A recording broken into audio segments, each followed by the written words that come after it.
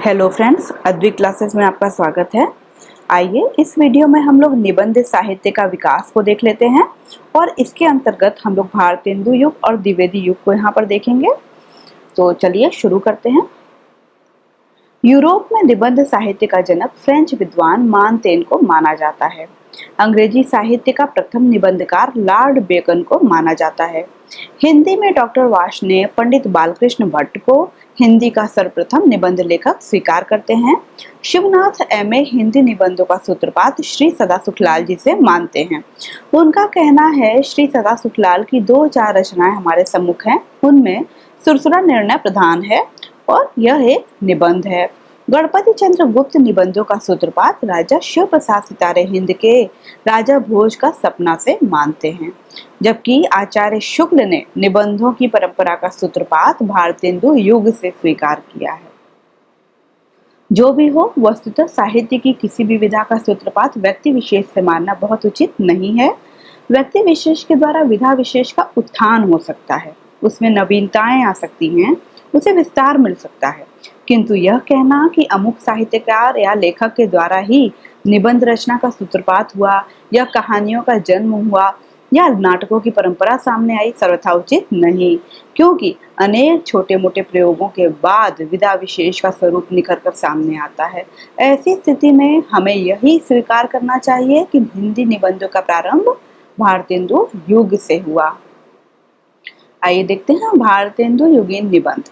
भारतेंदु युग में अंग्रेजी साहित्य के संपर्क, भारतीय जीवन के एक नवीन चेतना के उदय, पत्र पत्रिकाओं के प्रचार तथा जनता के संपर्क में आने की साहित्यिकों की महती इच्छा के फलस्वरूप गद्य के एक नवीन विधान का स्वरूप सामने आया।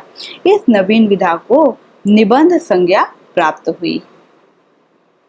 यहाँ पर विधा होना चाहिए, नवीन विधा का स्वरूप सामने आया। आगे विषय की दृष्टि से विचार करने पर इस युग में प्रधानतः 2 प्रकार के निबंध दृष्टिगत होते हैं। पहला, ऐसे निबंध जिनका सीधा संबंध सामाजिक समस्याओं से है और जिनमें धर्म, राजनीति, आचार व्यवहार, प्राचीन गौरव, वर्तमान सामाजिक पतन आदि अनेक विषयों की चर्चा की गई है, तथा ऐसे निबंध जिनमें विज्ञान, इतिहास, मनोभाव आदि पर विचार व्यक्त किए गए हों। भारतेंदु युगीन के निबंधकार के अंतर्गत पहले हैं लाला श्रीनिवास दास 1851 से 87। इनका निबंध भरत खंड की समृद्धि बड़ा ही महत्वपूर्ण माना गया है। इनमें भारत के प्राचीन गौरव एवं वर्तमान हीनावस्था का बड़ा ही विस्तृत एवं प्रभावोत्पादक वर्णन किया गया है। इन्होंने सदाचार नामक आचार संबंधी निबंध भी लिखा है। वस्तुतः ये बहुश्रुत व्यक्ति थे और इनका अंग्रेजी साहित्य का अध्ययन भी अच्छा था, इसलिए ये अपने विचारों को अधिक प्रभावी ढंग से व्यक्त करते थे। अगले हैं राजा चरण गोस्वामी 1859 से 1925। इन्होंने प्रायः सामयिक एवं सामाजिक विषयों पर ही निबंध लिखे हैं। यह वृंदावन से निकलने वाली मासिक पत्रिका भारतेंदु में लिखा करते थे। आगे हैं विष्णुलाल पांड्या, मोहनलाल विष्णुलाल पांड्या 1850 से 1912। हरिश्चंद्र चंद्रिका और मोहन चंद्रिका के संपादक थे। तो ये बात ध्यान में रखने की है कि ये हरिश्चंद्र चंद्रिका और मोहन चंद्रिका के संपादक थे। इनके निबंध प्रायः इन्हीं पत्रिकाओं में प्रकाशित हुए हैं। इनके द्वारा लिखे गए हम लोगों की वृद्धि किस रीति से होगी, बंधुत्व किसे कहते हैं, खुशामद आदि निबंध अधिक प्रसिद्ध हैं। ये सब निबंध इनके हैं। आगे हैं काशीनाथ खत्री 1849 से 1891। इन्होंने भी प्रायः नैतिक एवं सामाजिक विषयों पर ही लेखनी चलाई है। निबंध के विषय स्वदेश प्रेम, कर्तव्य पालन एवं विधवा विवाह आदि सामयिक हैं। आचार्य शुक्ल ने इन्हें मातृभाषा का सच्चा सेवक तो माना, किंतु इनकी रचनाओं को शुद्ध साहित्य कोटि में स्थान नहीं दिया है, काशीनाथ खत्री की रचनाओं को। आगे हैं चंद्रभूषण चतुर्वेद्य। इन्होंने पर्व, त्योहार, धर्म, कर्तव्य पालन, स्त्री महत्व, जाति भेद आदि अनेक विषयों पर लेखनी चलाई है। क्षमा, उपकार, छल आदि मनोविकारों पर भी आपने धार्मिक दृष्टि से विचार किया है। इनके निबंध नागरी नीरज साप्ताहिक पत्र में ही प्रकाशित होते थे। फ्रेंड्स देखिए, यहाँ पर कुछ लोग हैं जिनके निबंधों की कोई चर्चा नहीं है, इनके कोई निबंध है या नहीं, लेकिन इनको फिर भी पढ़ना इसलिए महत्वपूर्ण है क्योंकि कई बार ऐसा प्रश्न आ जाता है कि इनमें से कौन है जो कि भारतेंदु युग के निबंधकार नहीं हैं या फिर हैं, तो उस कंडीशन में पता होना चाहिए कि कौन कौन है, तो वो क्वेश्चन उस तरीके का हो पाएगा। आगे देखिए, भारतेंदु हरिश्चंद्र 1850 से 85, इनका समाज सुधारक व्यक्तित्व भी साहित्यिक व्यक्तित्व से कम महिमामय नहीं था। इसी कारण इनके निबंधों में समाज सुधार की समस्या ही अधिकतर सामने आई है। विशेषकर स्त्री समाज के उत्थान के संबंध में आपके विचार श्लाघ्य हैं। इस दृष्टि से इनका भ्रूण हत्या शीर्षक लेख महत्वपूर्ण है। इनके निबंधों में राजनीति चेतना की झलक भी स्पष्टतया देखी जा सकती है। अंग्रेजों से हिंदुस्तानियों का जी क्यों नहीं मिलता शीर्षक निबंध में अंग्रेजों की मनोदशा का चित्रण बड़ी ही सूक्ष्म दृष्टि से किया गया है। भारतेंदु ने पुरातत्व, इतिहास, धर्म, कला और भाषा एवं साहित्य सभी विषयों पर कुछ न कुछ लिखा है। आपके रामायण का समय, काशी, मणिकर्णिका आदि पुरातत्व संबंधी, कश्मीर कुसुम, बादशाह दर्पण, उदयपुरोदय आदि इतिहास संबंधी, तदीय सर्वस्व, वैष्णवता और भारत आदि धर्म संबंधी, संगीत सार, जातीय संगीत आदि कला संबंधी तथा हिंदी भाषा और नाटक आदि भाषा और साहित्य संबंधी निबंध विशेष रूप से उल्लेखनीय हैं। तो देखिए फ्रेंड्स, ये सारे इनके जो जितने भी निबंध है सब बहुत महत्वपूर्ण है, पूछा जाता है। जातीय संगीत तो कितनी बार आता है एग्जाम में कि किसका निबंध है ये, नाटक पूछा जाता है, तो ये सारा हम लोगों को ध्यान में रखना चाहिए भारतेंदु जी के सारे निबंध। आगे है, आपने यात्रा वर्णन तथा ऋतु वर्णन संबंधी ललित निबंध भी लिखे हैं। आपके चित्र वर्णन बड़े ही रोचक हैं। उनमें आपकी सूक्ष्म निरीक्षण शक्ति एवं गूढ़ व्यंग की प्रवृत्ति एक साथ लक्षित होती है। आज यात्रा साहित्य को गद्य की एक स्वतंत्र विधा के रूप में स्वीकार किया गया है। ठीक है, स्वीकार किया जाता है। इस दृष्टि से यात्रा साहित्य लेखन का आरंभ भी भारतेंदु युग से मान्य हो सकता है।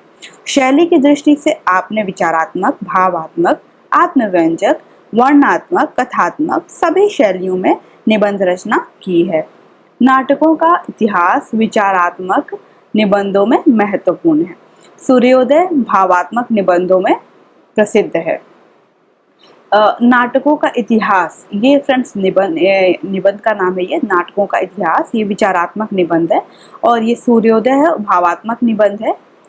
ईश्वर बड़ा विलक्षण है, आत्मव्यंजक निबंधों की कोटि में आ जाता है।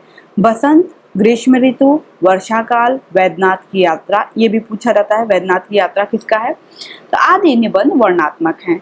एक अद्भुत अपूर्व स्वप्न कथात्मक निबंध है।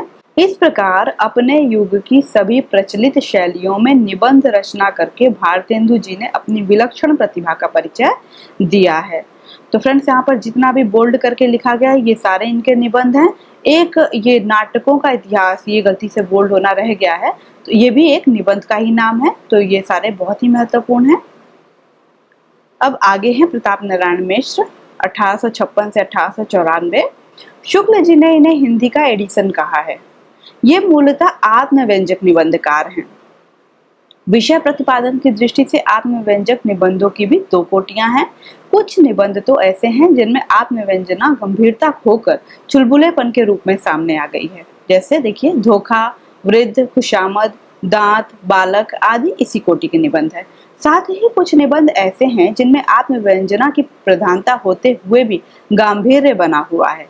जैसे कि आप, बात, भौं, नारी आदि निबंध इस श्रेणी में आते हैं।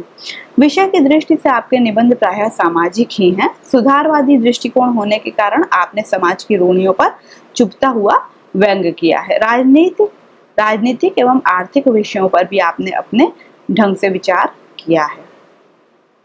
आगे देखिए, जिस प्रकार प्रताप नारायण मिश्र को आत्मव्यंजक निबंधकार कहा जा सकता है, उसी प्रकार बालकृष्ण भट्ट को वस्तु व्यंजक निबंधकार माना जा सकता है। तो बात थोड़ी सी ध्यान में रखने की है कि आत्मव्यंजक निबंधकार प्रताप नारायण मिश्र हैं और वस्तु व्यंजक निबंधकार बालकृष्ण भट्ट हैं। आगे हैं बालकृष्ण भट्ट 1844 से लेकर 1914। शुक्ल जी ने इन्हें हिंदी का स्टील कहा है। इनके निबंधों में बराबर गंभीरता के दर्शन होते हैं। संस्कृत एवं अंग्रेजी दोनों पर अधिकार तथा स्वभाव से विचारशील होने के कारण यह गंभीरता स्वाभाविक भी है, किंतु यह गंभीरता आचार्य शुक्ल की गहन विचार गुंफन परंपरा से भिन्न है, क्योंकि समय समय पर भट्ट जी की खींच, झुंझलाहट, आक्रोश, भावावेश तथा खारापन विचारों की गंभीरता को हटाकर सामने आ जाता है। आपने विचारात्मक निबंध के अतिरिक्त भावात्मक, कथात्मक और वर्णनात्मक निबंध भी लिखे हैं। भावात्मक निबंधों में चंद्रोदय प्रसिद्ध है, तो याद रखना है चंद्रोदय इनका है। इसी प्रकार संसार महानाट्यशाला तथा प्रेम के बाग का सैलानी निबंध वर्णनात्मक माने जा सकते हैं। एक अनोखा स्वप्न नाम से आपका एक कथात्मक निबंध भी मिलता है। आपके विचारात्मक निबंध 3 श्रेणियों में रखे जा सकते हैं। प्रथम कोटि उन निबंधों की है जिनके विषय तो व्यवहारिक जीवन से लिए गए हैं, किंतु उनका प्रतिपादन विवेचनात्मक ढंग से साहित्यिक पद्धति पर हुआ है, जैसे माता का स्नेह, आंसू, लक्ष्मी, कालचक्र का चक्कर आदि निबंध इस श्रेणी के हैं। दूसरी कोटि में वे निबंध आते हैं जिनके विषय साहित्य से संबद्ध हैं और जिनका प्रतिपादन भी साहित्यिक पद्धति पर ही हुआ है, जिसके अंतर्गत साहित्य जन समूह के हृदय का विकास है, शब्द की आकर्षण शक्ति, प्रतिभा, माधुर्य, साहित्य का सभ्यता से घनिष्ठ संबंध है आदि निबंध इसी श्रेणी में परिगणित हो सकते हैं। तीसरी कोटि के वे निबंध हैं जिनका संबंध हृदय के वृत्तियों या मनोविकारों से है, जैसे आशा, आत्मगौरव, रुचि, भिक्षावृत्ति, विश्वास, बोध आदि ऐसे ही निबंध है। यह ध्यान रखना होगा कि इन वृत्तियों का विवेचन व्यवहारिक जीवन के अनुभवों के आधार पर नैतिक दृष्टिकोण से हुआ है। फ्रेंड्स, देखिए यहाँ पर एक बात बतानी थी कि ऐसे भी नोट्स बनाया जा सकता है कि आप सिर्फ इनका नाम लिख दें और उसके आगे इनके जो भी निबंध हैं सबको आपने लिख दिया और याद कर लिया।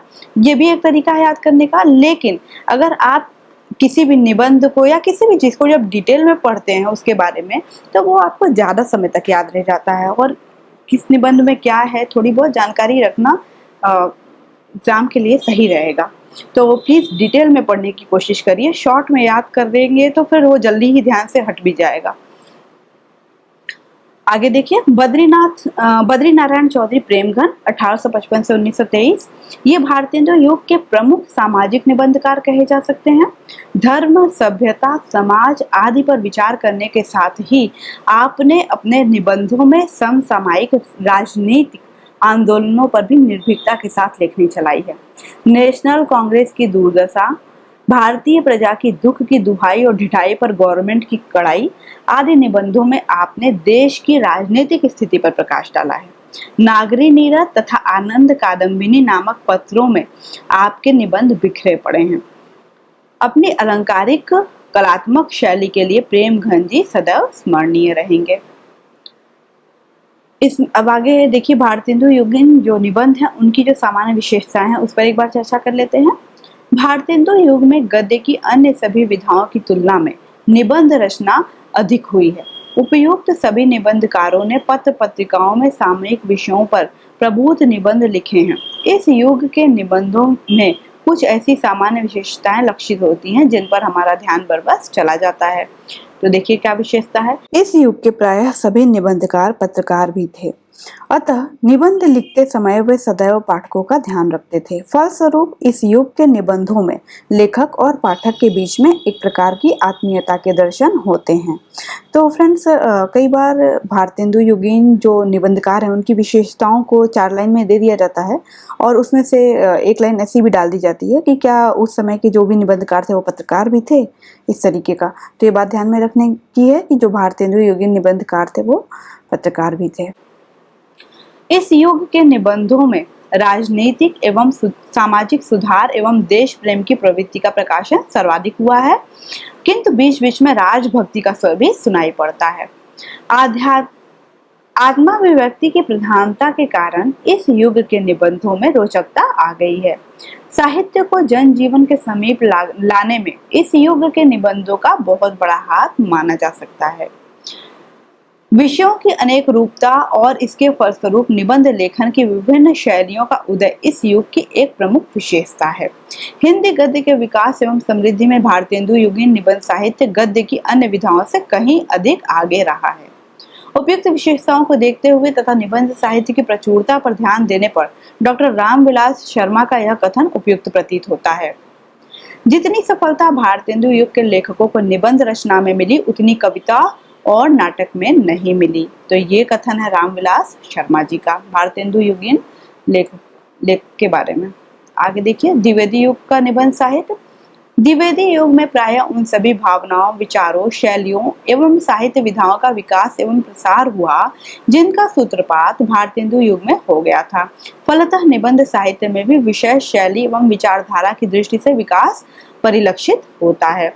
यानी कि जो भी चीजें शुरू हुई थी भारतेंदु युग में, वो उन सबका विकास हुआ द्विवेदी युग में। विषयों की दृष्टि से द्विवेदी युग के निबंधों में मुख्यतः 7 विषयों का प्रतिपादन किया गया है।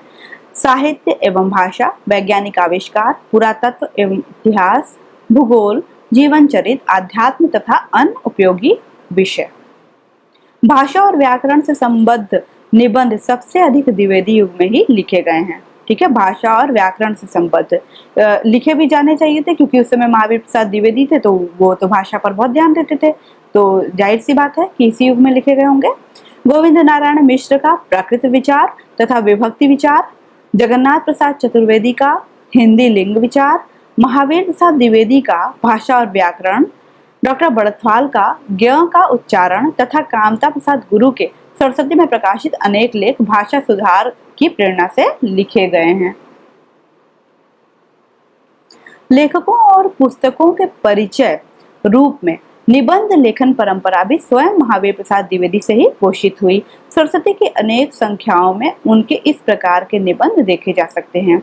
माधवराव सप्रे, लाला भगवान दीन, काशी प्रसाद जायसवाल, मिश्र बंधु, पंडित कृष्ण बिहारी मिश्र, पंडित रामचंद्र शुक्ल आदि अनेक लेखकों ने द्विवेदी जी का इस दिशा में अनुसरण किया है। साहित्य शास्त्र से संबद्ध निबंधों में महावीर प्रसाद द्विवेदी का नाट्य शास्त्र, कवि और कविता, कवि बनने के लिए सापेक्ष साधन, उपन्यास रहस्य, रामचंद्र शुक्ल की रस मीमांसा जो स्फुट निबंधों के रूप में लिखी गई थी और उनकी मृत्यु के उपरांत प्रकाशित हुई थी आदि प्रमुख हैं। साहित्य शास्त्र के अंतर्गत ये सारे निबंध महत्वपूर्ण है और फ्रेंड्स एग्जाम में भी ये सारे निबंध कई बार पूछे जाते हैं। रस मीमांसा ये शुक्ल जी का कई बार आता है और महावीर प्रसाद द्विवेदी के ये नाट्य शास्त्र और कवि और कविता, उपन्यास रहस्य, ये सब कई बार पूछे जाते हैं एग्जाम में। आगे है सामयिक साहित्य से संबद्ध निबंधों में बद्रीनाथ भट्ट का वर्तमान हिंदी काव्य की भाषा, मैथिली शरण गुप्त का हिंदी कविता किस ढंग की हो, जगन्नाथ प्रसाद चतुर्वेदी का हिंदी की वर्तमान अवस्था आदि महत्वपूर्ण निबंध है। देखिए आगे है, इन विषयों के अतिरिक्त सामाजिक एवं राजनीतिक समस्याओं तथा व्यवहारिक जीवन से संबद्ध विषयों पर लिखे गए निबंध भी कम नहीं हैं। द्विवेदी युग में भावनात्मक निबंध लेखकों में अध्यापक पूर्ण सिंह, पंडित चंद्रधर शर्मा गुलेरी तथा स्वयं महावीर प्रसाद द्विवेदी का उल्लेख प्रमुख रूप से किया जा सकता है। अब है चंद्रधर शर्मा गुलेरी 1883 से 1920। फ्रेंड्स, इन लोगों का ये जो सन है, किस सन में इनका जन्म हुआ और कब मृत्यु हुई, तो किस सन में इनका जन्म हुआ ये बिल्कुल ध्यान में रखना है। सबका क्रम से लगाने के लिए इन्हीं लोगों में से आते हैं। तो देखिए, गुलेरी जी इस युग के विरल विशिष्ट निबंधकार हैं। उनकी रचनात्मक क्षमता अप्रतिम थी। वे पुरातत्व के प्रतिष्ठित विद्वान थे। ध्यान में रखने वाली बात है कि ये पुरातत्व के भी विद्वान थे, किंतु निबंध रचना के क्षेत्र में उन्होंने जिस प्रसंग गर्भित व्यंग प्रधान शैली को जन्म दिया, उसे मात्र भावात्मक या विचारात्मक कहकर संतुष्ट नहीं हुआ जा सकता।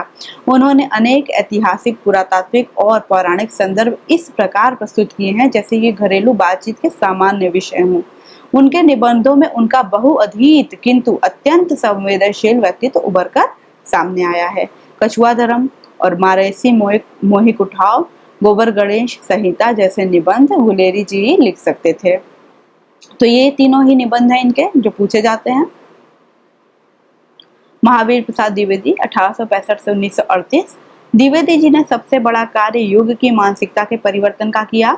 सरस्वती के माध्यम से उन्होंने हिंदी पाठकों को नव जागरण का संदेश दिया, उनके मानसिक क्षितिज को विस्तृत किया, उनमें नवीन ज्ञान विज्ञान का आलोक दिया, उन्हें चीजों को वैज्ञानिक दृष्टि से देखने का विवेक दिया और इन सबके साथ एक ऐसी भाषा दी जिसमें युग नए युग की चेतना को सही ढंग से व्यक्त किया जा सकता था।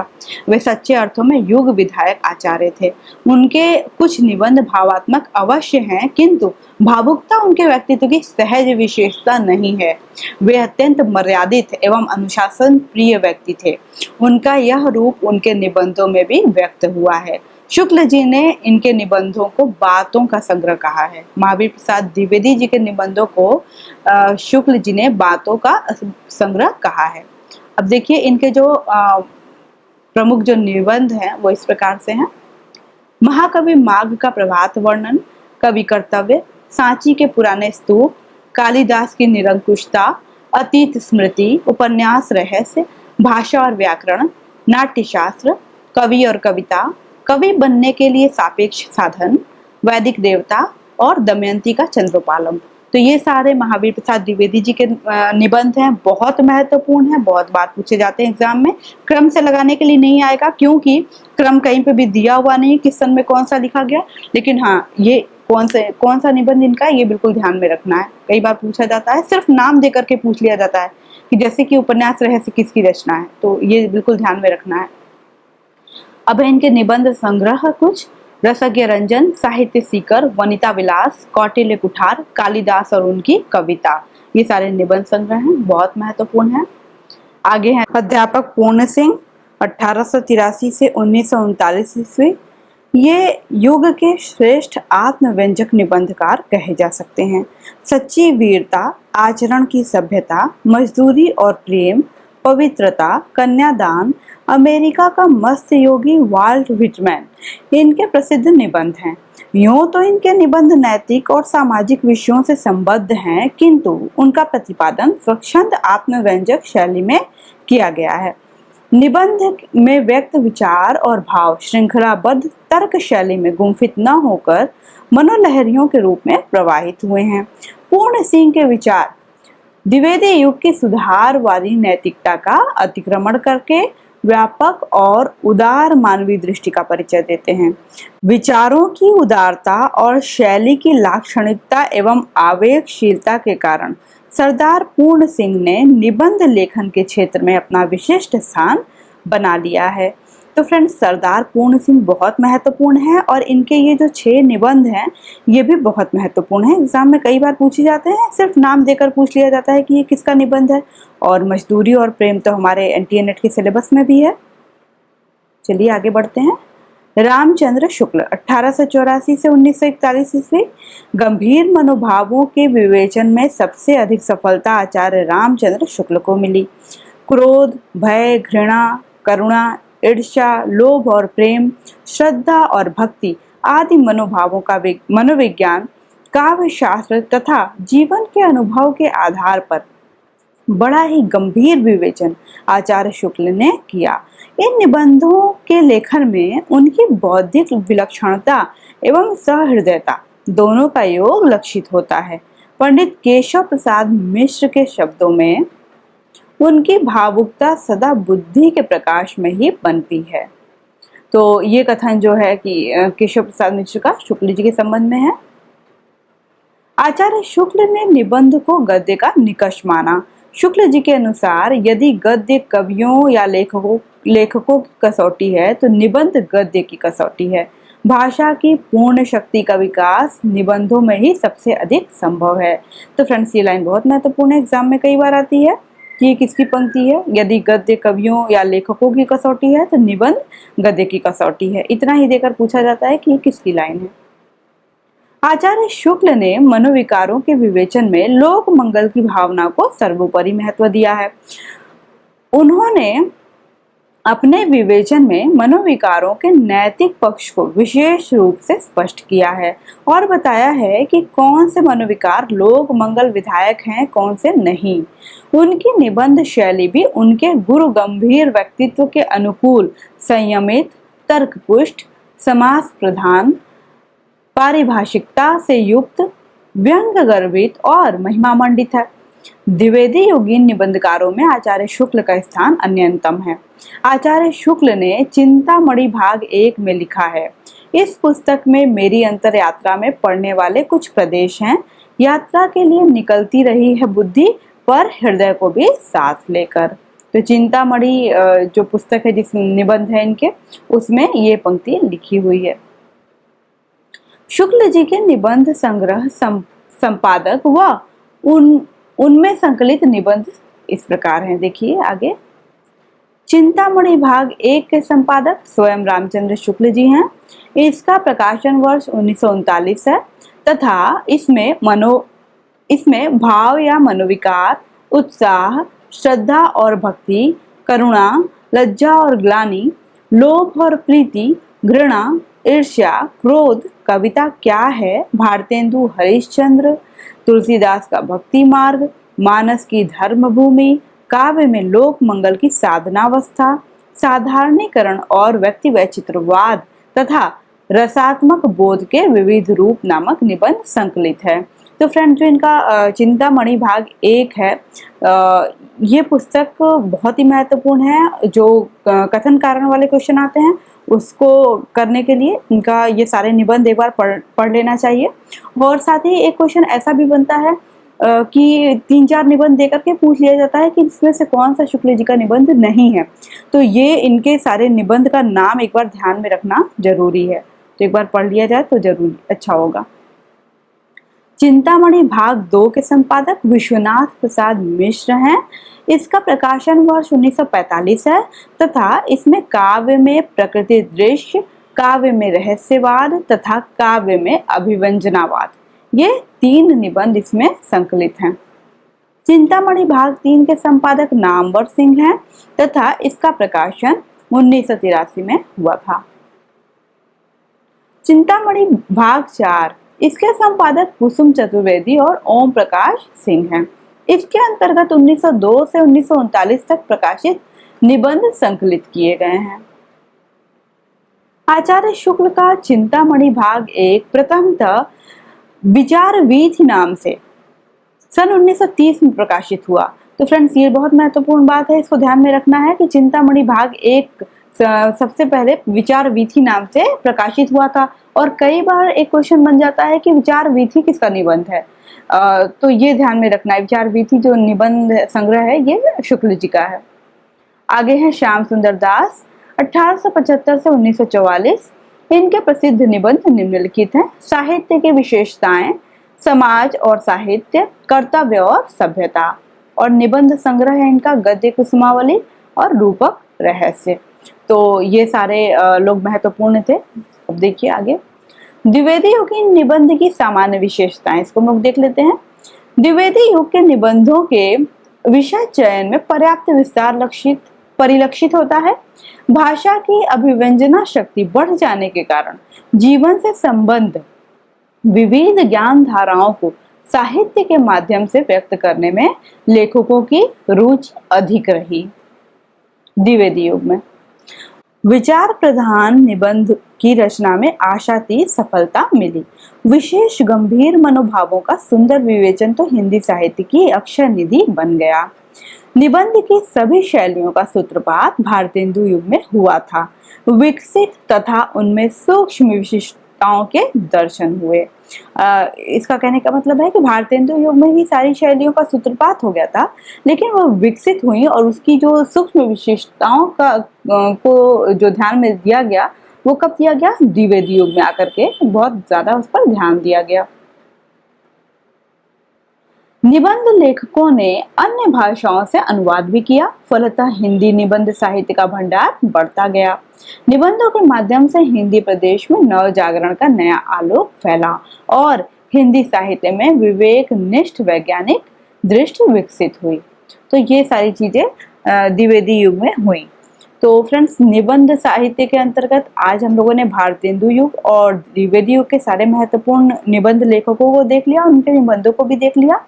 अगले वीडियो में हम लोग छायावाद युग और उसके आगे के जितने भी निबंधकार हैं जो भी महत्वपूर्ण है एग्जाम की दृष्टि से, उन सबको हम लोग देखेंगे। चैनल पर बने रहें। सुनने के लिए धन्यवाद।